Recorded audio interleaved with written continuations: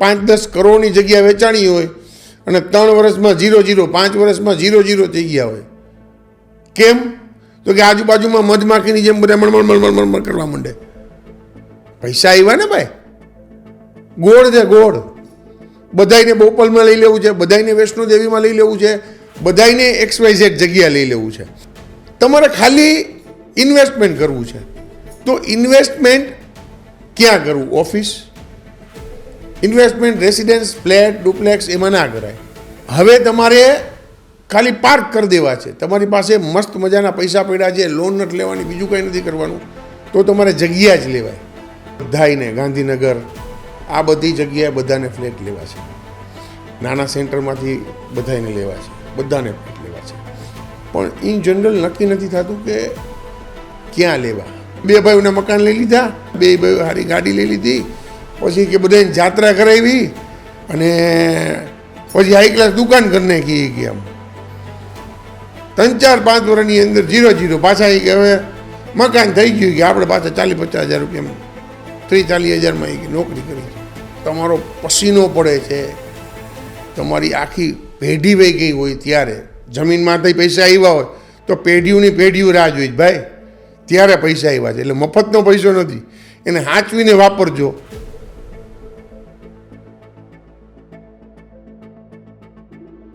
Almost ગુજરાતમાં રાજકોટ, અમદાવાદ, બરોડા, સુરત, બધાને ગાંધીનગર આ બધી જગ્યાએ બધાને ફ્લેટ લેવા છે. નાના સેન્ટરમાંથી બધાને લેવા છે, બધાને ફ્લેટ લેવા છે. પણ ઇન જનરલ નક્કી નથી થતું કે ક્યાં લેવા. રાજકોટમાં આજુબાજુમાંથી બધે જગ્યાએથી ફોન આવતા હોય કે ભાઈ ઓકે ફ્લેટ લેવા છે, ફ્લેટ લેવા છે, ઇન્વેસ્ટમેન્ટ કરવું છે, નથી ખ્યાલ હોતો. તો શું ધ્યાન રાખવું જોઈએ? તમે જ્યારે નાના સેન્ટરમાંથી મોટા સેન્ટરમાં ફ્લેટ લેવા જાઓ છો ત્યારે તમારે કેટલી ક્લિયરિટી રાખવાની છે એ વિડીયો શેર કરી દો કોઈને તો સમજાઈ જશે. તમારે ક્લિયરિટી રાખવાની, તમારે કરવાનું છે શું, તમે શું કરવા માગો છો. તમે તમારા ફ્યુચર માટે ઇન્વેસ્ટમેન્ટ કરવા માગો છો, તમે રહેવા માટે લેવા માગો છો, કે તમે ખાલી પૈસા પાર્ક કરવા માટે લેવા માગો છો. જો આ 3માંથી કોઈ પણ એક વસ્તુ હોય, કાં તમારા બાળક જે છોકરા અહીંયા રહેતા હોય એના માટે તમે લેવા માગો છો, આ 3-4 વસ્તુમાં જો તમારી ક્લિયરિટી હોય તો જ તમે સારું અને યોગ્ય નિર્ણય લઈ શકો. ઇન જનરલ કેવું થાય કે ભાઈ ઓકે આજે પૈસા આવ્યા છે, માંડવીને આવ્યા કે બીજાને આવ્યા કે ત્રીજાને આવ્યા તો લઈ લે.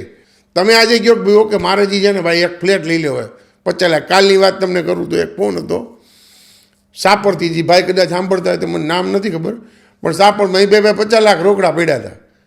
એ કે ભાઈ મારે કે શેડ લઈ લો અહીંયા. મેં કીધું લઈ લો. મને કે એક શેડ જોયો છે 50 લાખનો છે અને ભાડું 15,000 રૂપિયા આવે છે. એટલે ભાઈ શેડનું બનેલો શેડ હોય ને 15 લાખ 50 લાખમાં 15,000 ભાડું આવતું હોય તો ઓછું કહેવાય. તો તમારે પૈસાની જરૂર ન હોય તો આ લઈ લ્યો. 10-15 મિનિટની વાત પછી કે ભાઈ જો તમારે આ કરવું હોય તો તમારે કાચી જગ્યા લ્યો. તો એ કે હા તમારી વાત સાચી છે. એટલે એને 600-800 વારની કાચી જગ્યામાં ફાઇનલ થઈ ગયું કે ભાઈ ઓકે એ લેવાય. એ ઓકે થઈ ગયા પછી મેં કીધું તમે કરો છો શું? મને કે ભાઈ મારે દુકાન છે, આમ છે. મેં કીધું ઘરમાં કેટલા જણા? તો મને કે અમે 6 જણા. તો મેં કીધું બરાબર. અને આમ ફ્લેટ કેવડો છે, ફ્લેટ કે ડુપ્લેક્સ કે જી? એ કે એ ભાઈ 2 BHK. એટલે મેં કીધું તો બધું મૂકો, સૌથી પહેલાં 3 BHKનો ફ્લેટ લઈ લો. કે વિચાર તો મારો થતો હતો પણ સમજાતું નહોતું શું કરું. તમે જ્યારે સિટીમાં આવો છો, એકની એક વાત વધારે પડતા આપણે કરીએ છીએ કે ભાઈ ઓકે સિટીમાં આવો છો. સિટીમાં આવે ત્યારે ઓકે ક્યાં લેવું? બધાને બોપલમાં લઈ લેવું છે, બધાને વૈષ્ણોદેવીમાં લઈ લેવું છે, બધાને XYZ જગ્યા લઈ લેવું છે. કાંજી છે બધાને એક જ જગ્યાએ સેટ થઈ જવું હોય કે ભાઈ ઓકે આવે ત્યારે ઘણી બધી વાર જે છે ને પ્રોફાઇલ. હમણાંની એક વાત છે કે ભાઈ ઓકે મારા કાકાને લેવું છે ને મારે લેવું છે. કાકાની દર મહિનાની આવક જે છે ને સિટીમાં રહેતા હતા એની 5 લાખની હતી અને ભાઈ દર મહિને 70-80 હજાર કમાય. હવે આમાં શું કરવાનું?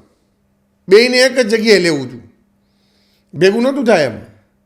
પણ કાકાએ કોમ્પ્રોમાઇઝ કરીને લઈ લીધું. હવે એ કાકા પછતા છે 2 વર્ષ પછી કે આ ભૂલ થઈ ગઈ. કેમ તો કે એની પ્રોફાઇલ મુજબ એને 2000 ફૂટમાં જવું હતું, એ જઈ શકે એમ હતા. પણ ભત્રીજાને ત્યાં લેવાનું હતું કે હાલ ને મોટા લીધું. ભાઈલાલ ભાઈ આ બકાલું નથી, કાલે બીજું લઈ આવશું. સમજજો, તમે ઇન્વેસ્ટમેન્ટ કરો એ બકાલું નથી, તમે ક્યાં ઘર લ્યો એ આવું સાદી વાત નથી.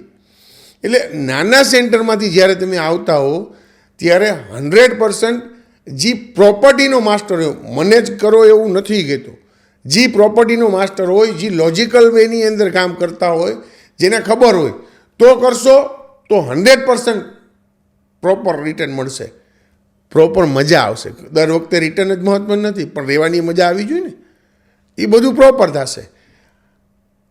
તમારે ખાલી ઇન્વેસ્ટમેન્ટ કરવું છે તો ઇન્વેસ્ટમેન્ટ ક્યાં કરવું? Office investment, residence, flat, duplex એમાં ના કરાય. ઇન્વેસ્ટ કરવું છે તો ઓફિસ કે શોરૂમ લેવાય. 50 લાખથી 1 કરોડ સુધીની બજેટ હોય તો ઓફિસ જ લેવાય. તો ક્યારેય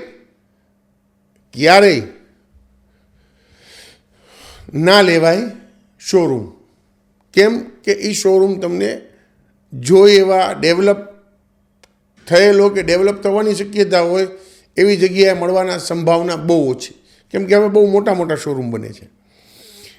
હવે તમારે ખાલી પાર્ક કરી દેવા છે, તમારી પાસે મસ્ત મજાના પૈસા પડ્યા છે, લોન નથી લેવાની, બીજું કંઈ નથી કરવાનું, તો તમારે જગ્યા જ લેવાય. અત્યારે ઘણા બધાની નાના સેન્ટરમાંથી અઢળક, હમણાં જ 2 જણાને બહુ સારી પ્રોપર્ટી પ્રીલીઝ અપાવી. કેમ તો કે એનું એક જ મેટર હતી કે ભાઈ 8 કરોડ રૂપિયા આવ્યા છે, હવે કરવાનું હું?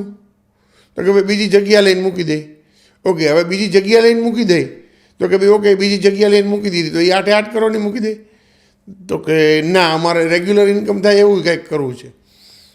4 થી 5 કરોડ રૂપિયાની જગ્યા લીધી, 3-4 કરોડ રૂપિયાની આસપાસ જે છે એ લઈને લોનને સેટિંગ બેટિંગ કરી અને પ્રીલીઝ અપાવી. કેમ તો કે નાના સેન્ટરમાં મોટી જગ્યા વેચાય ત્યારે સૌથી મોટો મોકલજો એવા લોકોને કે 5-10 કરોડની જગ્યા વેચાણી હોય અને 3 વર્ષમાં 0-0, 5 વર્ષમાં 0-0 થઈ ગયા હોય. કેમ તો કે આજુબાજુમાં મધમાખીની જેમ બધા મણમણ કરવા માંડે.